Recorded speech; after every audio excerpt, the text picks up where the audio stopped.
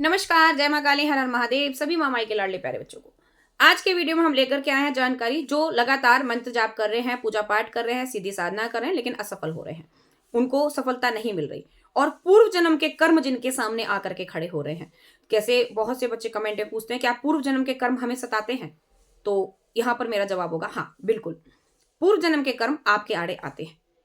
आपने जीवन में जो भी किया है, पूर्व जन्म में या इस जन्म में आपने जो भी किया है, वो आपके आड़े आते हैं और उनके कारण से आपको जीवन में परेशानियां होती हैं। ये देव्य शक्ति उनसे आपको परिचित कराती हैं कि आपने क्या किया है, क्या नहीं किया है। हर चीज से आपको रूबरू कराते हुए ये देव्य शक्ति आपकी परीक्षाएं लेती हैं, कठिन परीक्षा। अब इनमें सफलताओं के लिए आपको क्या करना है, उसके बारे में यहाँ पर मैं आपको बात बताने वाली हूँ आज।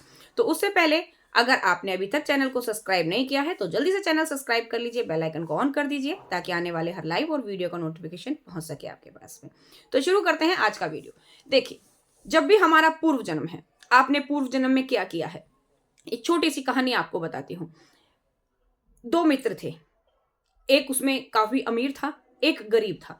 अब जो गरीब था वो लगातार पूजा आराधना कर रहा था अपने इष्ट की, भगवान शिव की, माता की। वो हर देवी देवता की लगातार आराधना कर रहा था। और जो दूसरा था, जिसके पास पैसों की कोई कमी नहीं थी, वो बहुत अमीर था, तो उसने कभी भी देवी शक्तियों को नहीं माना, वो कभी मंदिर नहीं गया, उसने कभी पूजा पाठ नहीं की। लेकिन उसने पूर्व जन्म में भगवान शिव की आराधना की, उनकी भक्ति की। और जो दूसरा व्यक्ति है, जो गरीब है, उसने पूर्व जन्म में कुछ नहीं किया। वो पूर्व जन्म में अमीर था, उसको अपने पैसों का अहंकार था, घमंड था, तो उसने कभी कुछ नहीं किया। अब जो उसने पूर्व जन्म में भक्ति की है, अमीर व्यक्ति ने, वो इसकी इस जन्म में उसके सामने आकर के उसको अच्छा व्यवहार, अच्छे समाज में, अच्छी परवरिश में और हर प्रकार की अच्छी व्यवस्था उसके सामने खड़ी है, जबकि वो कुछ नहीं कर रहा।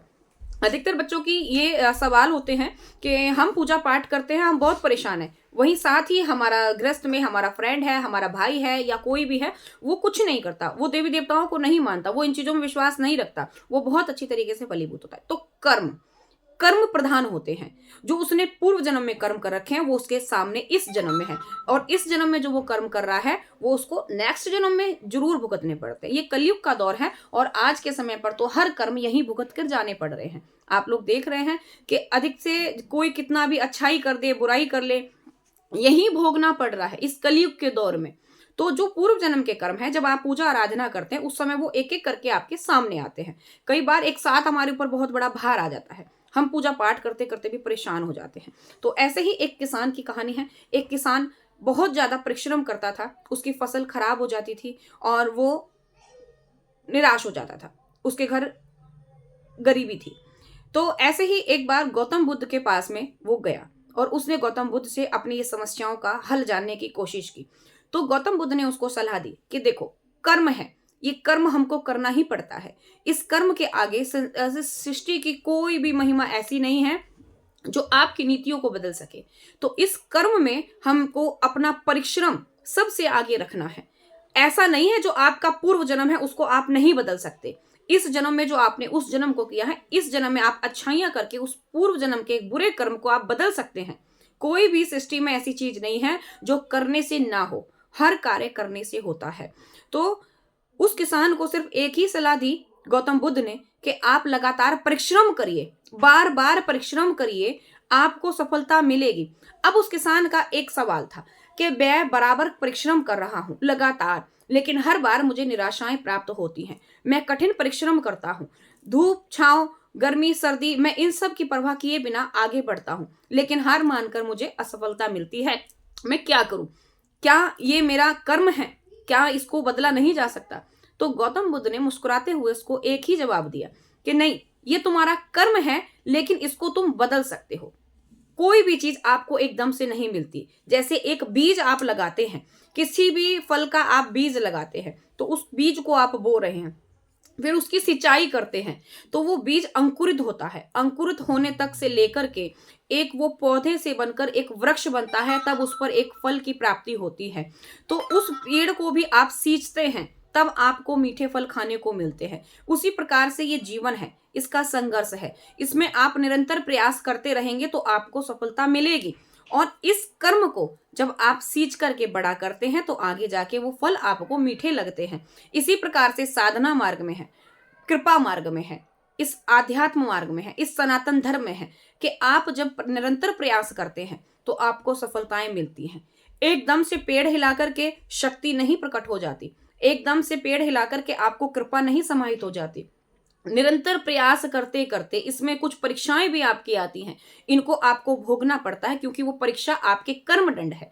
तो इनको आप अपने गहरे परिश्रम से, अपनी अच्छाइयों से बदल करके आगे बढ़ेंगे तो आपको जीवन में सफलता, उन्नति की प्राप्ति होगी और सफलता मिलती है, लेकिन बार बार प्रयास करने पर। अब कोई भी व्यक्ति है, उसने एक बार मानकर चलिए साधना उठाई, कोई भी साधना आप उठा करके चल रहे हैं, आप एक बार आपने 21 दिन की उठाई, 11 दिन की उठाई, 41 दिन की उठाई, लेकिन आपको कोई अनुभव नहीं हो रहे हैं।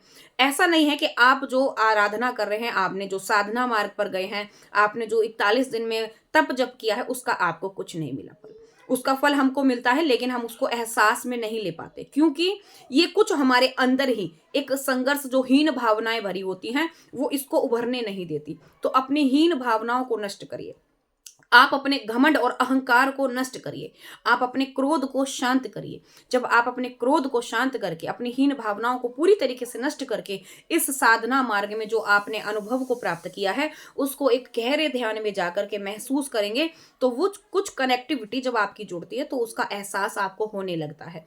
लेकिन विचार धारणाएं बदल करके, विचार धारणाओं को एक तरफ रख करके, तब आप अपने जीवन में सफलता प्राप्त कर सकते हैं। अन्यथा जीवन आपका, आप निरंतर प्रयास करते रहिए, निरंतर प्रयास के बावजूद अगर आपको सफलता नहीं मिल रही तो आपको निराशा नहीं लेनी है, आपको फिर मेहनत करनी है। बराबर मेहनत करिए, परिश्रम करिए और इस मेहनत और परिश्रम में ही आपको सफलता मिलेगी। इस बीज के अंदर ही एक अंकुरित पौधा होना है और वही अंकुरित पौधा एक पेड़ बनकर के आपको आगे फल देगा। तो इस आप अपनी साधना को एक बीज समझिए कि इसमें हमने एक बीज डालना शुरू किया है और अब हम इसकी सिंचाई कर रहे हैं, निरंतर प्रयास कर रहे हैं, लगातार जप और तप कर रहे हैं, तो आपको सफलता 100% मिलेगी। लेकिन अगर आप निराश होकर के, क्रोध में आकर, कुछ नहीं मिल रहा, इतने सालों से हम साधना कर रहे हैं, इतने सालों से हमने मंत्र जाप किया, कुछ नहीं प्राप्त हुआ, कोई अनुभव नहीं है, कुछ नहीं है, सब ढोंग है, ढकोसला है, या कोई देवी देवता नहीं है, आप क्रोध में आकर के देवी देवताओं को ही उल्ट सुल्ट बोलने लगते हैं, तो ये समस्या का हल नहीं है। परिश्रम ही समस्या का समाधान है। तो परिश्रम करिए, निरंतर प्रयास करिए, सफलता आपके पास आएगी। तो इसी प्रकार से आपकी जो मंत्र साधना है, जो आप साधना कर रहे हैं, जो आप सिद्धियां प्राप्त करने की कोशिश कर रहे हैं, उसमें भी आपको परिश्रम करना पड़ेगा। क्योंकि अगर आपको छोटे से एक तप पर आपको सफलता मिल जाए, आपको शक्ति की कृपा हो जाए, आपको सिद्धि प्राप्त हो जाए, तो आपको घमंड और अहंकार में आप चूर हो जाएंगे, आपको उस शक्ति का मोल नहीं पता होगा। लेकिन जब गहरे परिश्रम से आप तप जप करके उसको प्राप्त करेंगे तो आपको उस सिद्धि की, उस शक्ति का मोल होगा और अपने जीवन में कभी आप घमंड नहीं करेंगे, अहंकार नहीं लाएंगे। तब ये शक्ति आपके पास पूर्णतः साथ चलती है और आपका मार्ग खोलती है। तो आशा करती हूं जो भी बच्चे साधनाओं में असफल हो रहे हैं उनको इस वीडियो के माध्यम से एक नई जानकारी दे पाई हूं। वीडियो अच्छा लगे तो लाइक शेयर कर दीजिएगा, सब्सक्राइब कर लीजिए चैनल को और कमेंट में अच्छे कमेंट में माता का जयकारा लगा दीजिए, अपने अपने इष्ट का जयकारा लगा दीजिए। तो मिलते हैं आपसे नेक्स्ट वीडियो में ऐसी ही और अधिक जानकारियों के साथ। तब तक के लिए सभी को जय मां काली, हर हर महादेव।